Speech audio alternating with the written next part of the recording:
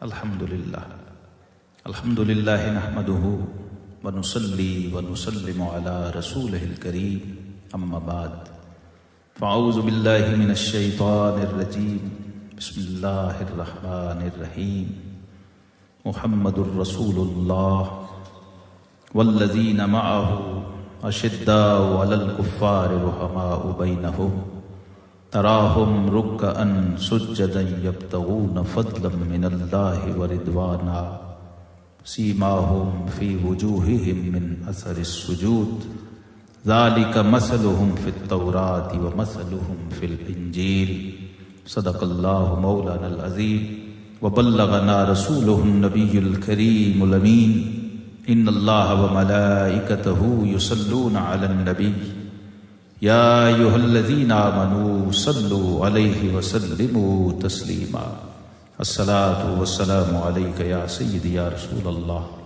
وعلی آلک واصحابک یا حبیب اللہ۔ درود شریف پڑھ لیں سب۔ الصلاۃ والسلام علیک یا سیدی یا رسول اللہ وعلی آلک واصحابک یا حبیب اللہ۔ پڑھ لیں، مجھے سنا دیں ایک بار پھر میں سناتا ہوں۔ الصلاۃ والسلام علیک یا سیدی یا رسول اللہ وعلی آلک واصحابک یا حبیب اللہ۔ الحمدللہ منشی الخلق من عدم ثم الصلاۃ علی المختار فی القدم مولایا صلی وسلم دائما ابدا علی حبیبک خیر الخلق کلہم یا رب بالمصطفیٰ بلغ مقاصدنا واغفر لنا ما مضی یا واسع الکرم ثم الرضا عن ابی بکر وعن عمر وعن علی وعن عثمان ذی الکرم مولایا صلی وسلم دائما ابدا علی حبیبک خیر الخلق کلہم۔ گرامی قدر میزبانان مکرم، سادات کرام اور احباب ذی وقار، یہ بابرکت محفل جس میں ہم سب حاضر ہیں، اللہ کی توفیق سے سادات کے بحاف پہ انعقاد پذیر ہے، اور میرے لیے بھی اعزاز اور آپ کے لیے بھی سعادت کہ اللہ رب العزت نے اپنے محبوب علیہ الصلاۃ والسلام اور ان کے محبوبوں کے ذکر کے لیے ہمیں پسند فرمایا اور اس قابل سمجھا کہ ہم اس ذکر کو کریں اور اس ذکر کو سنیں۔ آج چونکہ جمادی ثانی اور سیدنا امیر المومنین خلیفۃ الرسول بلا فصل سیدنا ابو بکر صدیق رضی اللہ تعالی عنہ آپ کا یوم وصال اسی مہینے میں ہے، 22 جمادی ثانی۔ تو میں اس مناسبت سے چاہتا ہوں کہ حضور صلی اللہ تعالی علیہ وسلم کے اس محبوب کی منقبت پڑھی جائے، کیونکہ حضور صلی اللہ تعالی علیہ وسلم مستدرک حاکم میں ہے کہ آپ صلی اللہ علیہ وسلم نے جناب حسان بن ثابت کو حکم دیا تھا کہ حسان میری نعت کے ساتھ ساتھ میرے یار غار کی منقبت بھی پڑھا کرو۔ تو آپ کہتے ہیں کہ میں ایک دن بیٹھا تھا تو آقا علیہ السلام نے فرمایا حسان میری نعتیں تو نے بہت لکھی ہیں، ابو بکر صدیق کی شان میں بھی کچھ لکھا ہے کہ نہیں؟ اب اس کے پیچھے ایک پوری داستان ہے، ایک پوری تاریخ کہ آقا کریم علیہ الصلاۃ والسلام نے شکر کو اظہار دینا ہمیں سکھایا کہ شکر ہوتا کیا ہے اور شکر کرنا کیسے، اور خود کر کے دکھایا، ورنہ نبی پر امتی کا کیا شکر لازم ہوگا۔ لیکن آقا علیہ السلام کا چونکہ فرمان گرامی ہے کہ من لم یشکر الناس لم یشکر اللہ، جس نے بندے کا شکر ادا نہیں کیا اس نے اللہ کا بھی شکر ادا نہیں کیا، یعنی اللہ اس کے شکر کو مانتا نہیں ہے جو بندے کا شکر ادا نہ کرے، پہلے اپنے محسن کا شکر ادا نہ کرے۔ تو آقا علیہ السلام نے خود عملاً کر کے دکھایا، صرف یہ کہا ہی نہیں کہ جس شخص نے دنیا میں میرے ساتھ کوئی احسان نیکی یا خدمت کی میں نے اس کا بدلہ چکا دیا، لیکن ابو بکر صدیق کے احسانات کا بدلہ قیامت کے دن میرا رب چکائے گا۔ یعنی یہ صرف کہا ہی نہیں ہے، عملاً بھی کر کے دکھا۔ صحابہ کرام کے مجمع میں، ان کی محافل میں بیشتر مرتبہ ایسا ہوا کہ آقا علیہ السلام نے مخاطب کر کے مجمع میں اعلانیہ لوگوں سے کہا کہ اے لوگو، یہ جانتے ہو ابو بکر صدیق کون ہے؟ جب میں نے دعوت اسلام پیش کی تو تم نے اس دعوت کو جھٹلایا. کسی نے سوچا، کسی نے تردد کیا، کسی نے گریز کیا، کسی نے انتظار کیا، لیکن یہ واحد شخص ہے. جب میں تمہارے سامنے دعوت پیش کرتا تھا تو تم نے کہا کذبتا. ابو بکر صدیق وہ ہے کہ بغیر سوچے اور بلا تردد اور بلا توقف جو ہی میں نے اپنی دعوت پیش کی تو اس نے کہا صدقتا یا رسول اللہ، حضور آپ سچ فرما رہے. اعلانیہ مجالس میں آقا کریم علیہ السلام نے صحابہ کو یہ سکھا دیا تھا، اور اس عملی شکرانے کی یہ کیفیت تھی کہ آقا کریم علیہ السلام کو ابو بکر صدیق کا گلہ سخت ناپسند تھا. کوئی شخص جینوئن شکایت لے کر بھی میری بارگاہ میں نہ آئے. انتم تارکون علی صاحبی، فرمایا حل انتم تارکون علی صاحبی. ابن الفاظ پہ غور کرتے جائیں تو فرمایا کیا تم میرے ساتھی اور یار غار اور دوست کے بارے میں مجھے چھوڑ نہیں سکتے ہو؟ اس کی کوئی شکایت لے کے میرے پاس نہ آئے، کوئی گلہ شکوہ شکایت لے کر میرے پاس نہ آئے. کیونکہ بعض دفعہ ایسا ہوا، سیدنا عمر فاروق رضی اللہ تعالیٰ عنہ ایک موقع پر آئے اور اظہار کیا، پیچھے صدیق اکبر بھی آ گئے اور جانتے تھے کہ مجھ سے کچھ تجاوز ہوا ہے عمر کے ساتھ گفتگو میں. عمر بن خطاب رضی اللہ تعالیٰ عنہ جب پہلے پہنچے اور شکایت پیش کر دی، اور پیچھے صدیق اکبر بھی دوڑے آ رہے تھے کہ میں بھی اپنی جا کے صفائی پیش کروں اور ساتھ اپنی معذرت بھی پیش کروں، اور معذرت انہوں نے پیش کر بھی دی کہ یا رسول اللہ صلی اللہ علیہ وسلم، یہ تسلیم بھی کر لیا کہ گفتگو میں مجھ سے ہی تجاوز ہوا. عمر ٹھیک کہہ رہا تھا لیکن میں ہی جوش میں آ گیا اور ذرا کچھ سخت جملے بول گیا جو عمر پر ناگوار گزرے. اس سے پہلے کہ ابو بکر صدیق معذرت کرتے، نبی کریم علیہ الصلوۃ والسلام نے عمر بن خطاب کو اس انداز سے دیکھا کہ الٹا عمر بن خطاب معذرت کرنے لگ گئے اور کہا کہ یا رسول اللہ نہیں ان کی غلطی نہیں تھی، میری ہی غلطی تھی. کیونکہ سمجھ گئے محبوب کی منشا کیا ہے، محبوب کیا چاہتے ہیں. کیونکہ محبت اسی کا نام ہے، سرے تسلیم خم ہے جو مزاج یار میں آئے. آج الٹی گنگا بہ رہی ہے، ہر کوئی محبوب کو اپنے تابع کرنے لگا ہوا، اپنی عقیدت اور محبت کا ساز و سامان لے کے ہر شخص اس طاق میں ہے کہ میں اپنے محبوب کو عقیدہ سکھاؤں، اپنے محبوب کو اس کا مقام بتاؤں. مجھے اس پہ بڑی شدید حیرت ہے کہ اہل بیت اطہار کو کوئی بتائے گا کہ آپ کا عقیدہ کیا ہے. عربی میں کہتے ہیں صاحب البیت ادری بما فی، گھر والے کو پتہ ہے گھر میں کیا ہے. وہ عقیدے کے معاملے میں تو میں کلیئر ہوں الحمدللہ، اور ہمارے سارے اکابر بھی کلیئر ہیں کہ عقیدہ جب لینا ہے اہل بیت سے لینا ہے.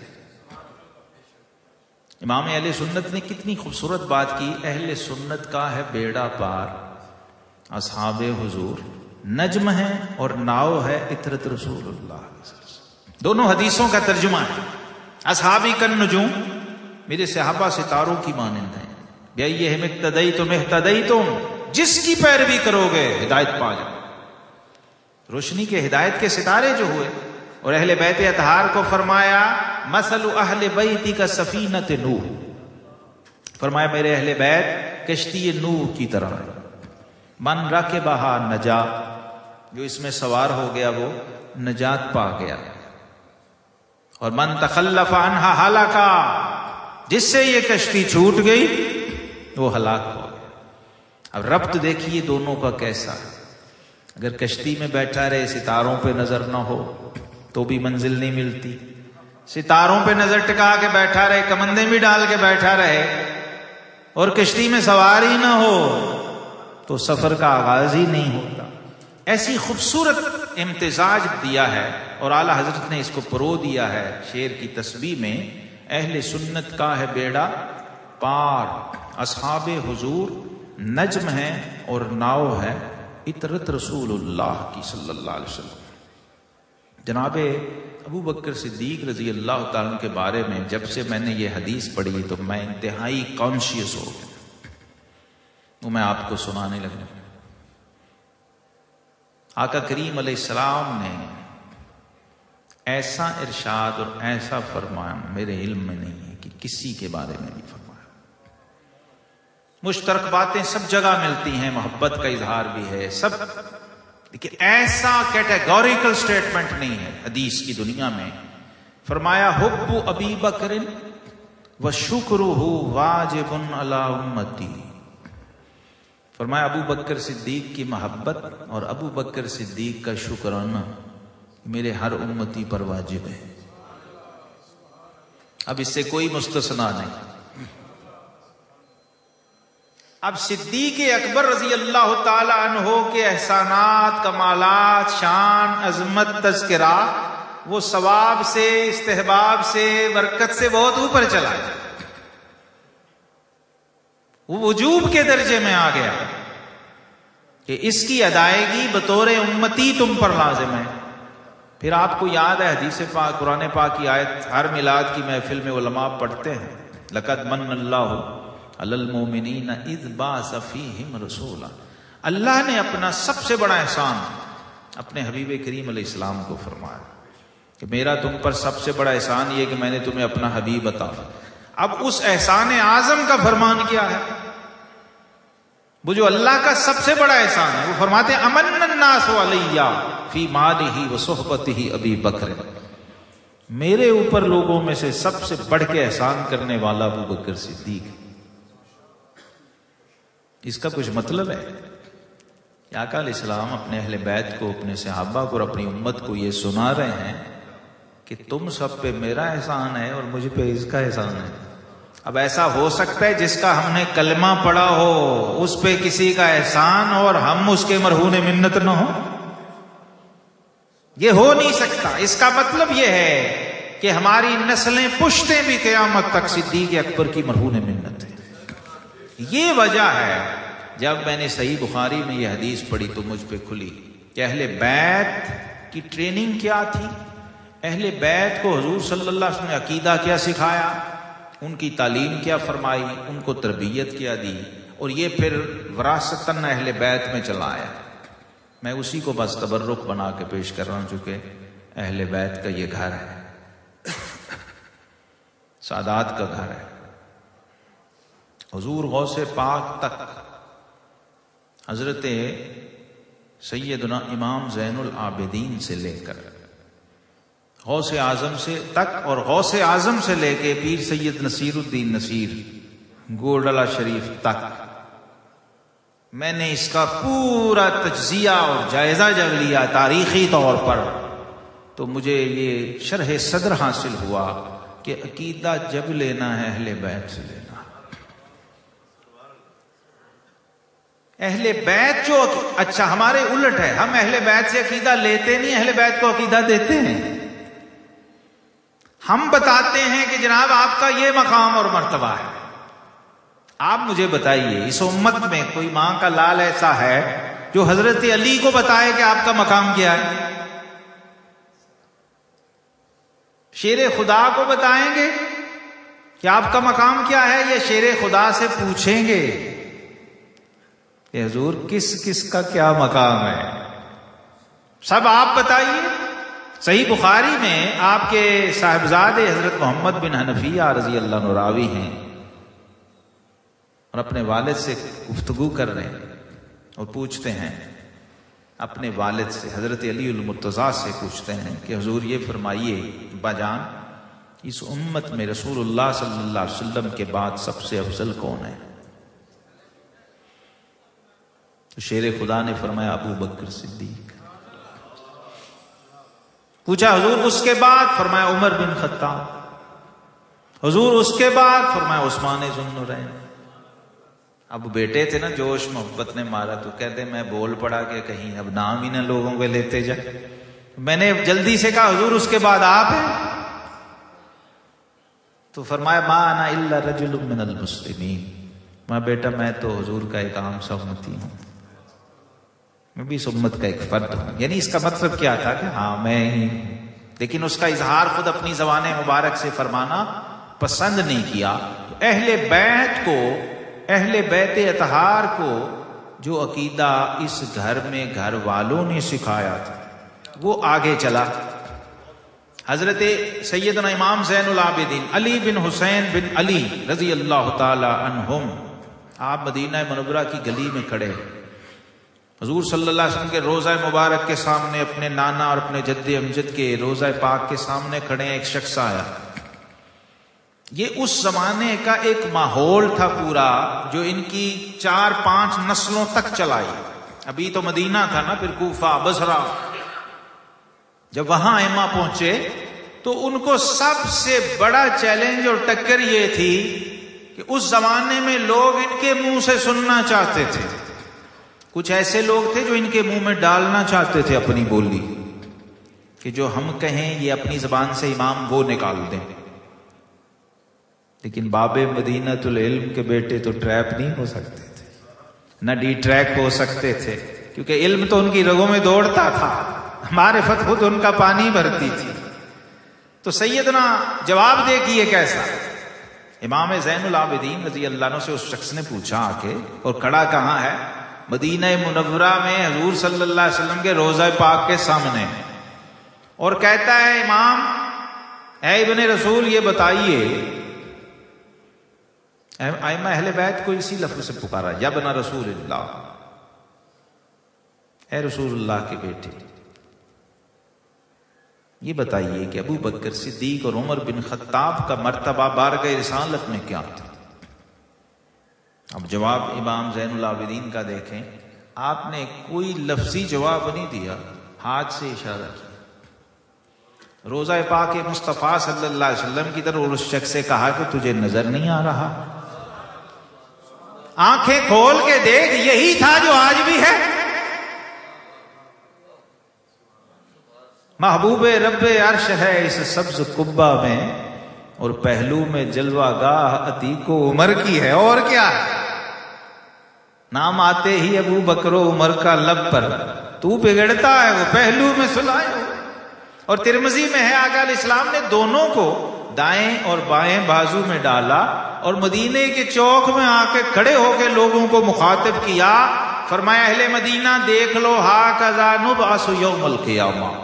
فرمایا ہم تینوں اسی طرح اپنی اپنی قبروں سے نکل کے میدان حشر کی طرف چلیں گے. آقا کریم علیہ السلام نے تمام اہل بیت، تمام صحابہ اور اپنی ساری امت کو اسی وقت سے یہ تربیت اور ٹریننگ دینا شروع کر دی تھی. ایک اماں آئی، اس نے کہا حضور مجھے ایک کام ہے. تو آپ صلی اللہ علیہ وسلم اس وقت کسی غزوہ پہ، جہاد پہ تشریف لے جا رہے تھے. تو آپ صلی اللہ علیہ وسلم نے فرمایا کہ آپ کا کام ہو جائے گا، ابھی ہم جلدی میں نکل رہے ہیں، آپ بے فکر ہو جائیں. کہا کہ حضور میں اگر دوبارہ کسی اور وقت آئی اور آپ نہ ہوئے، سفر میں ہی ہوئے، تو پھر میں کیا کروں گی؟ تو آقا علیہ السلام نے فرمایا ابو بکر صدیق کے پاس چلی جانا. یہ اس وقت کا اصول عام تھا.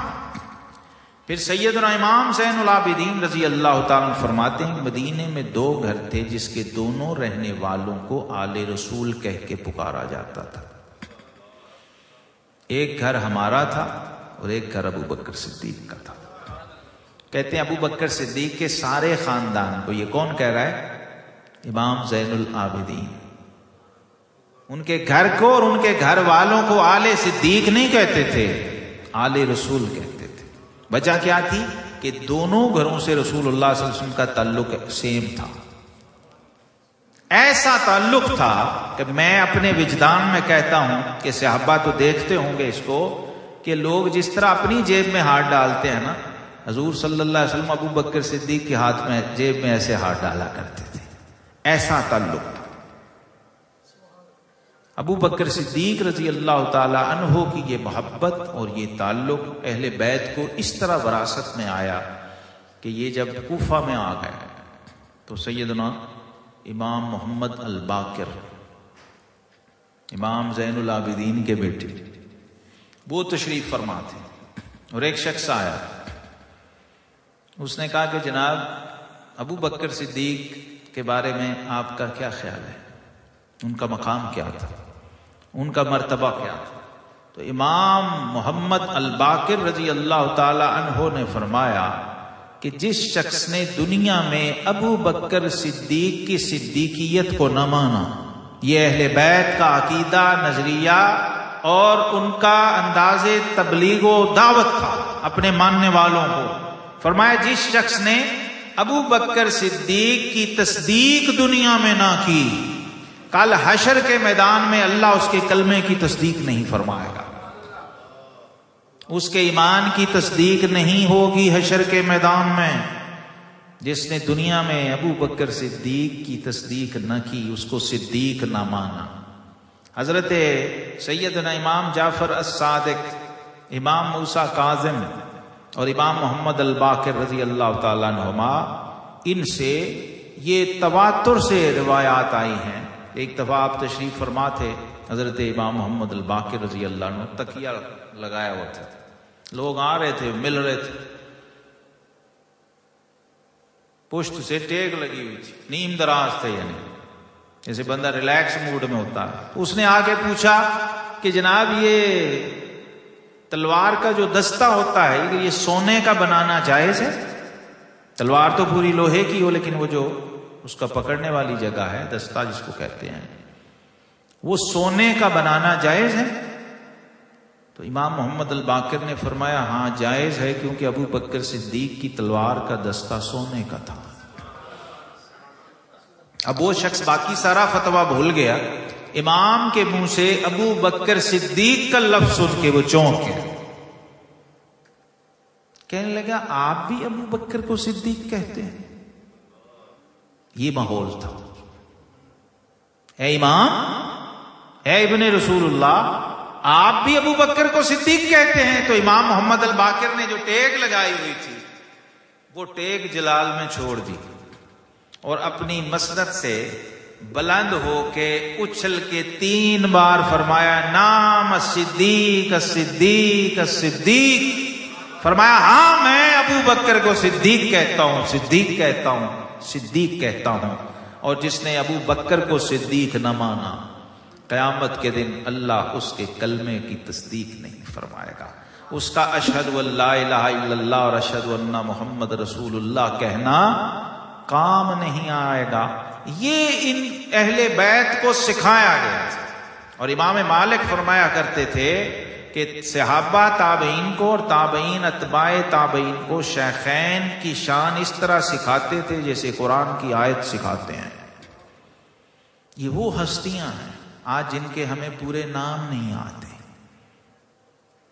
ہمارے پڑھے لکھے لیول او لیولز کے بچوں کو پوچھیں نا کہ خلفائے راشدین کا کیا مطلب ہے، وہ سوچنے میں پڑ جاتے ہیں۔ ابو بکر صدیق کا نام کیا ہے، ان کے والد کا نام کیا ہے؟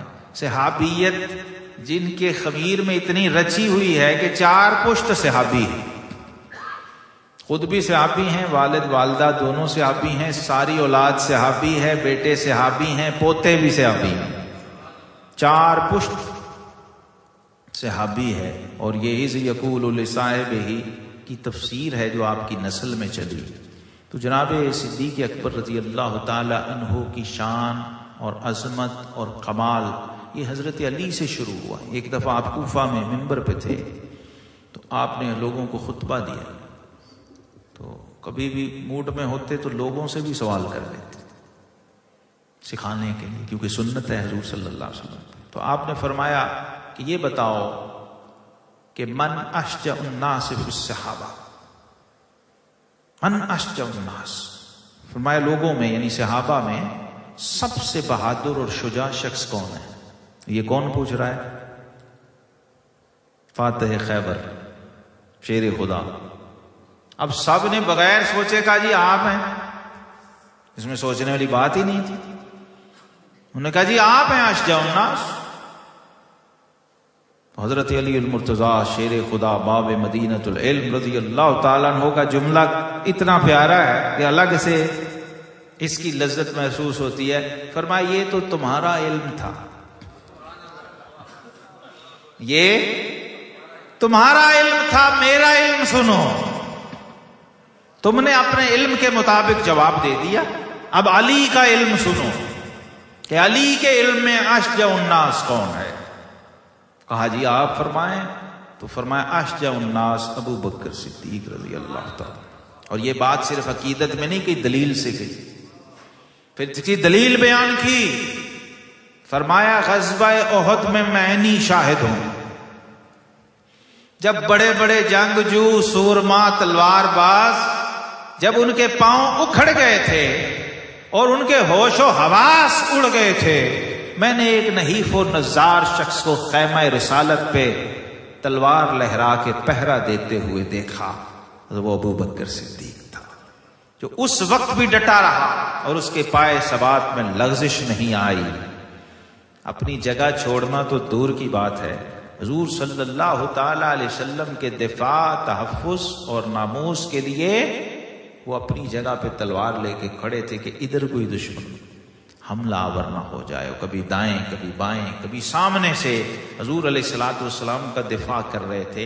ایک یہ دلیل دی، ایک انہوں نے اپنے بچپن کا واقعہ سنایا کہ مکہ میں جب بے سر و سامانی تھی، کوئی بھی نہیں تھا، 38 لوگ ابھی کلمہ پڑھ کے مسلمان ہوئے تھے، حضرت علی کی عمر 9-10 سال تھی۔ یہ منظر کہتے ہیں میں نے دیکھا حرم کعبہ کے اندر جب قریش مکہ نے حضور صلی اللہ علیہ وسلم پہ حملہ کیا، تو اس وقت بھی ناموس رسالت کا پہلا محافظ ابو بکر صدیق تھا۔ کہتے ہیں اتنا تشدد ہوا آپ پر کہ آپ کے قبیلے والے سمجھے کہ ابو بکر صدیق کی روح پرواز کر گئی،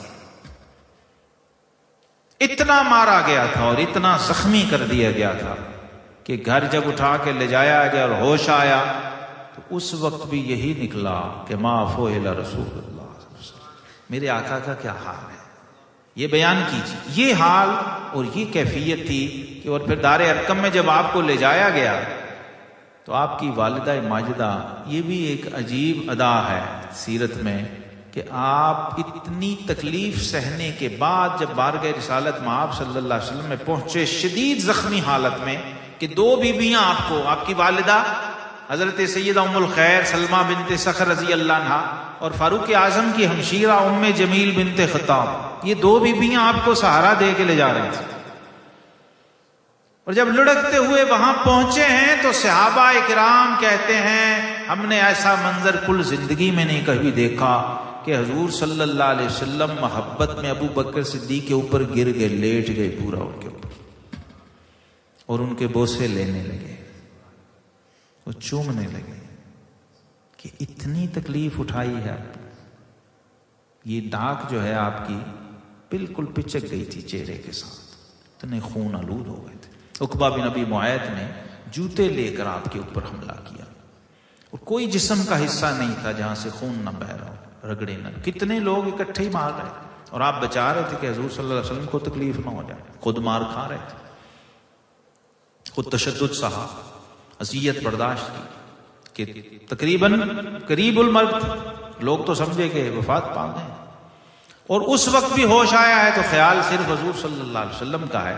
تو آپ نے پھر ایسی محبت و شفقت کی کہ لوگوں کو رشک آیا اس پر کہ رسول اللہ صلی اللہ علیہ وسلم ابو بکر صدیق کے ساتھ لپٹ گئے ہیں اور ان کے بوسے لے رہے ہیں۔ اور اس حالت میں جب صدیق اکبر نے آقا علیہ السلام کی یہ شفقت دیکھی تو کیا مانگا اس وقت کیا مانگا؟ حضور میری والدہ کے لیے دعا کر دیں، یہ اسلام لے آئے، ایمان کی دعا۔ اور آقا کریم علیہ السلام نے وہیں اسی لمحے اللہ رب العزت سے دعا کی، یوں آسمان کی طرف صرف دیکھا اور پھر سیدہ سلمہ بنت صخر رضی اللہ عنہ صدیق اکبر کی والدہ ماجدہ کو اسلام کی دعوت دی، تو وہ جیسے بالکل بندہ انتظار میں ہوتا ہے، ادھر آپ نے دعوت اسلام پیش کی، ادھر انہوں نے کلمہ پڑھا اور مسلمان ہو گئی۔ 18 سال بعد آپ کے والد بعد میں مسلمان ہوئے، کلمہ پڑھا۔ فتح مکہ کے وقت آپ کے والد بڑھاپے میں، جب صدیق اکبر انہیں لے کے آ رہے تھے، 100 سال کے قریب عمر تھی، اس وقت بھی آقا علیہ السلام نے اتنا پروٹوکول اور ریسپانس دیا، فرمایا ابو بکر انہیں کیوں زحمت دی، مجھے لے جاتے۔ باقی سب آ کے کلمہ پڑھتے تھے، لیکن صدیق اکبر کے والد کے لیے فرمایا کہ مجھے لے جاتے، انہیں کیوں؟ ایسا تعلق، ایسی محبت اور ایسا پیار اس پورے خانوادے کا تھا حضور صلی اللہ علیہ وسلم سے، اور اتنا فنا ہو چکے تھے کہ رب نے کہا ثانی اثنین، دو میں سے دوسرا، پتہ ہی نہیں کون دو میں سے دوسرا ہے، دونوں ہی دو کا دوسرا۔ اور ایسا رنگ چڑھا غار ثور میں ظاہری طور پہ بھی کہ جب غار سے نکلے تو پتہ ہی نہیں چل رہا تھا کہ صدیق کون ہے اور حبیب کون ہے، اور مدینے والے پہچان نہیں سکے تھے۔ اور حضور علیہ السلام کے شبہ میں ابو بکر صدیق سے ملنا شروع کر دیا تھا۔ تو آپ فرماتے ہیں جب میں نے یہ منظر دیکھا تو گوارا نہیں ہوا، میں نے اپنی چادر لی اور حضور علیہ السلام کے سر اقدس پہ سایہ کر کے کھڑا ہو گیا، تاکہ آنے والے فرق کر لیں کہ خادم کون ہے اور مخدوم کون ہے۔ صوفیہ اور ہمارے نقشبندیہ مشائخ کہتے ہیں کہ یہ توجہ اتحادی ہے۔ وہ جو واقعہ آپ نے سنا نا، خواجہ باقی باللہ نے نان بائی کو باقی باللہ بنا دیا تھا، یہ وہی غار ثور والا فیض ہے۔ اس نے کہا نا مجھے باقی باللہ بنا دیجئے، تو آپ نے فرمایا تم میں تاب نہیں ہے، بہت بڑی چیز مانگ رہے ہو۔ تو اس نے کہا جی بس یہی چاہیے۔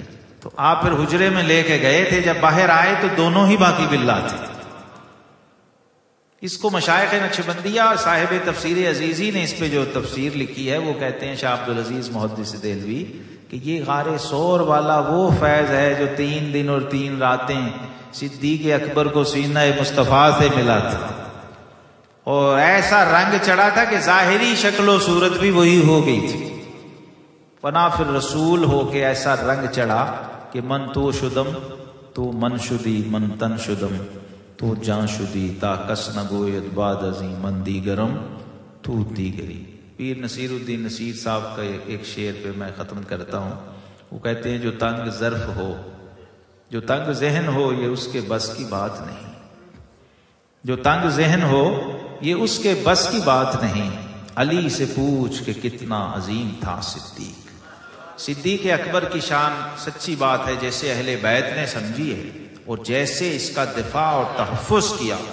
کبھی غوث پاک کی آپ سیرت پڑھیے، کل زندگی آپ نے 40 سال اس مشن پہ ڈٹ کے اور عقائد کا پہرا دیا، عقائد اور نظریات کا، اور حسنی اور حسینی ہونے کا حق ادا کر کے دکھایا کہ حسنی حسینی ہونے کا مطلب کیا، اور وہی عقیدہ جو اپنے بزرگوں سے انہیں وراثت میں ملا تھا آگے وہی اپنے مریدوں کو دیا۔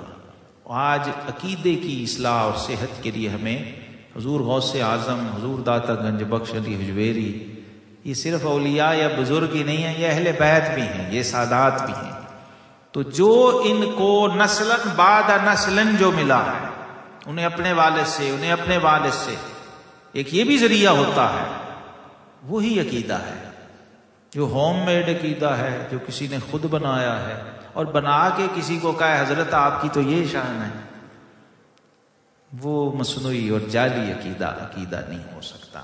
عقیدہ وہی ہے جو اوپر سے آیا ہے، جو نیچے سے اوپر جائے وہ عقیدہ نہیں ہے۔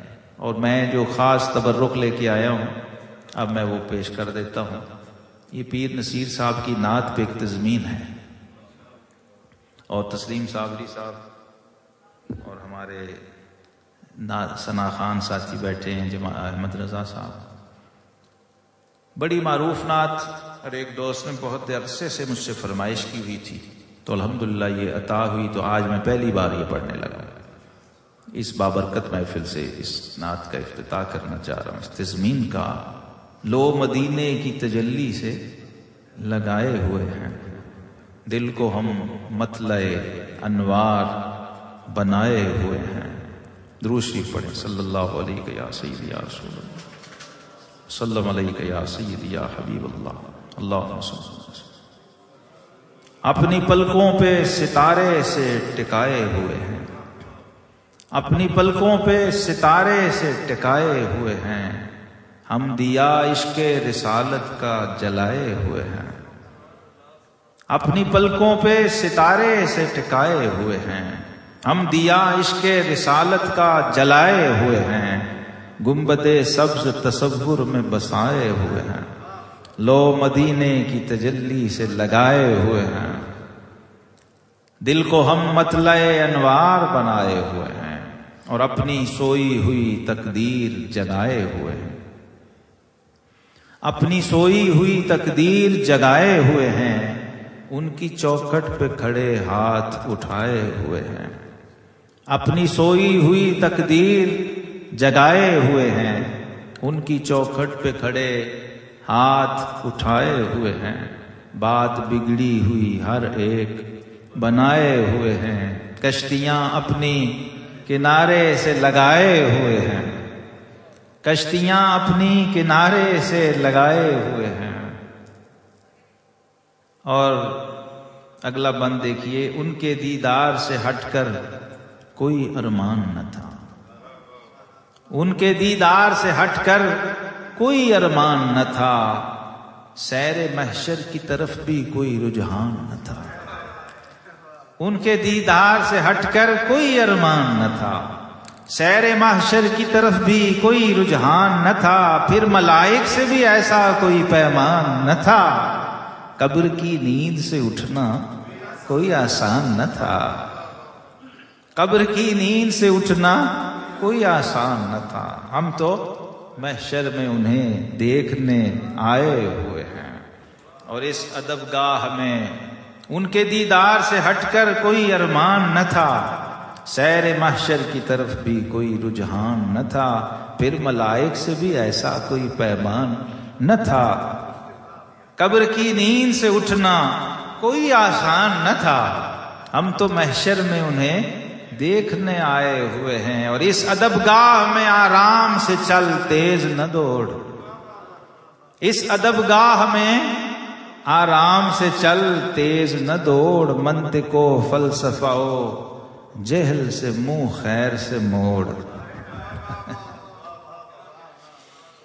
اس ادب گاہ میں آرام سے چل تیز نہ دوڑ، منطق و فلسفہ و جہل سے منہ خیر سے موڑ، فرقہ وارانہ خیالات کے اصنام کو توڑ، حاضر و ناظر و نور و بشر و غیب کو چھوڑ، اس ادب گاہ میں آرام سے چل تیز نہ دوڑ، منطق و فلسفہ و جہل سے منہ خیر سے موڑ، فرقہ وارانہ خیالات کے اصنام کو توڑ، حاضر و ناظر و نور و بشر و غیب کو چھوڑ، شکر کر وہ تیرے عیبوں کو چھپائے ہوئے ہیں،